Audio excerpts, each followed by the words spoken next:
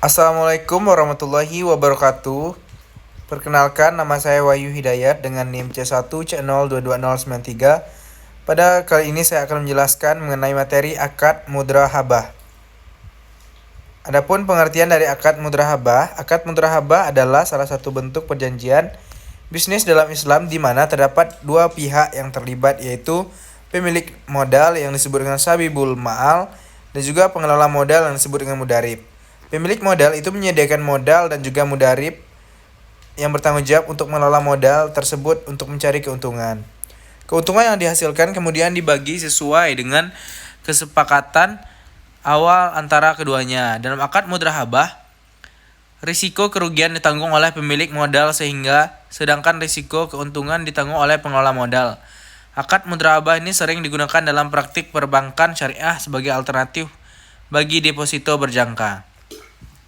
Adapun jenis-jenis dari akad mudраhabah yaitu ada 3. Yang pertama, mudраhabah mutalaqah adalah mudраhabah di mana pemilik dana itu memberikan kebebasan kepada pengelola dana dalam pengelolaan investasinya. Nah, mudраhabah ini disebut juga investasi tidak terikat.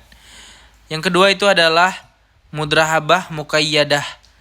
Itu adalah mudраhabah di mana pemilik dana itu memberikan batasan kepada pengelola antara lain mengenai dana, lokasi, cara, dan ataupun objek investasi atau sektor usaha. Misalnya, tidak mencampurkan dana yang dimiliki oleh pemilik dana dengan dana lainnya, dan tidak menginvestasikan dananya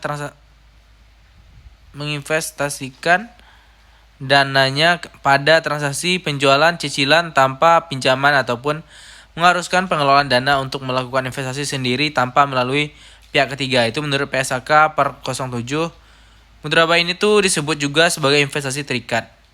Yang ketiga itu adalah mudраhabah musytakarah. Itu adalah mudраhabah di mana pengelolaan dana itu menyertakan modal dan dananya dalam kerjasama investasi. Adapun dasar syariahnya, yang pertama itu sumber hukum akad mudраhabah. Nah, menurut ijma ulama, mudраhabah itu hukumnya jaiz ataupun boleh. Nah, hal ini tuh dapat diambil dari kisah Rasulullah yang pernah melakukan mudраhabah dengan Siti Khadijah. Siti Khadijah itu bertindak sebagai pemilik dana dan Rasulullah sebagai pengelola dana. Lalu Rasulullah membawa barang dagangannya ke negeri Syam. Nah, dari kisah inilah kita dapat melihat bahwasanya akad mudраhabah itu telah terjadi pada masa Rasulullah sebelum diangkat menjadi Rasul. Mudраhabah itu telah dipraktikkan secara luas oleh orang-orang sebelum masuk Islam dan beberapa sahabat Nabi Muhammad SAW. Jenis bisnis ini tuh sangat bermanfaat dan juga sangat selaras dengan prinsip dasar ajaran syariah. Oleh karena itu, akad ini tuh diperbolehkan secara syariah. Adapun sumber hukumnya yaitu menurut Al-Quran dan juga menurut Al-Sunnah. Adapun rukun mudраhabah itu ada 4. Yang pertama itu ada pelaku. Pelaku ini terdiri dari pemilik dana dan juga pengelola dana. Ada objeknya. Objek mudраhabah ini berupa modal juga kerja. Ada ijab dan kabul, itu serah dan terima, dan juga ada nisbah ataupun keuntungan. Nah, lamanya kerjasama dalam mudраhabah ini tidak tertentu dan tidak terbatas. Tetapi semua pihak itu untuk menentukan jangka waktu kontrak kerjasama dengan memberitahukan pihak lainnya.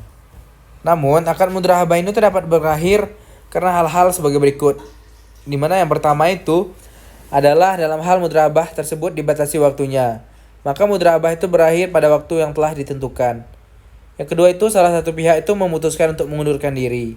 Yang ketiga itu salah satu pihak itu meninggal dunia ataupun hilang akal. Yang keempat itu pengelola dana itu tidak menjalankan amanahnya sebagai pengelola usaha untuk mencapai tujuan sebagaimana dituangkan dalam akad. Sebagai pihak yang mengemban amanah harus bertindak baik dan juga hati-hati. Yang kelima itu modal sudah tidak ada lagi. Prinsip pembagian hasil dalam hal ini, dalam akad mudраhabah itu sabibul ma'al itu sebagai pemilik modal tadi itu memberikan modalnya kepada mudarib sebagai pengelola usaha. Nah, mudarib itu bertanggung jawab untuk mengelola usaha dan juga menghasilkan laba, sedangkan sabibul ma'al itu tidak terlibat dalam pengelolaan usaha. Setelah usaha itu berjalan dan juga laba itu dihitung, laba dibagi sesuai dengan kesepakatan bagi hasil yang telah disepakati oleh kedua belah pihak pada awal perjanjian. Sedangkan usaha yang merugi itu maka kerugian itu ditanggung oleh sabibul ma'al sebagai pemilik modal. Adapun prinsip pembagian hasil usaha dalam akad mudраhabah itu adalah sebagai berikut. Yang pertama itu, bagi hasil itu harus disepakati bersama oleh kedua belah pihak. antara Sabibul Ma'al dan juga Mudharib pada awal perjanjian. Yang kedua, itu bagi hasil itu hanya dapat ditentukan setelah usaha berjalan dan juga laba dihitung. Yang ketiga itu pembagian hasil itu harus proporsional dengan kontribusi modal dan juga kerja masing-masing pihak. Yang keempat, itu tuh bagi hasil harus jelas dan juga transparan dan dicatat dengan baik dalam laporan keuangan. Yang kelima itu bagi hasil itu harus disepakati tidak boleh mengandung unsur riba ataupun goror atau ketidakpastian. Perlakuan akuntansi. Dalam PSAK 105, standar akuntansi keuangan yang mengatur tentang akuntansi bagi hasil dan juga akad mudharabah. PSAK 105 ini mengatur tentang bagaimana perusahaan itu harus mengakui, mengukur, dan juga melaporkan transaksi mudharabah dalam laporan keuangannya. Dalam prakteknya, itu tuh perusahaan itu dapat menggunakan metode akuntansi berbeda untuk menghitung bagi hasil dalam mudharabah, seperti metode proporsional, metode persentase tetap, dan juga metode campuran. Nah, berikutnya adalah beberapa poin penting dari PSAK 105.